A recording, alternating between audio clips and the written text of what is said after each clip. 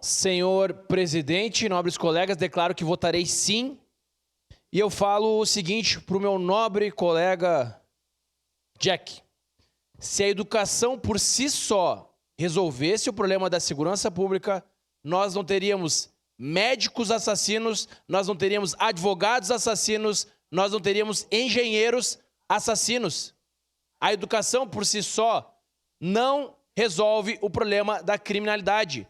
E outra coisa que eu falo para o meu nobre colega, eu sei do árduo trabalho que as professoras e professores realizam nas escolas. E aqui eu falo para o senhor, nobre colega, um caso que eu não vou citar o nome da escola, aconteceu aqui no município, que um jovem estava sufocando as suas colegas até realizar o desmaio. Essas colegas caíam no chão e ficavam desacordadas. E talvez, nobre colega, os professores, por medo e receio das famílias, não denunciaram. E esse caso teve que chegar a mim para denunciar. E dentro de uma escola.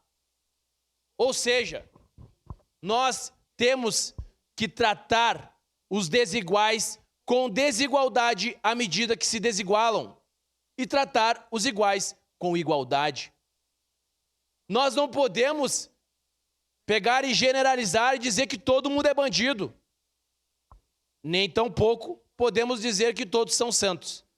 Cometeu um crime, vai ser preso, vai ser punido, porque a vítima não tem uma segunda chance. Eu voto sim, senhor presidente. Obrigado.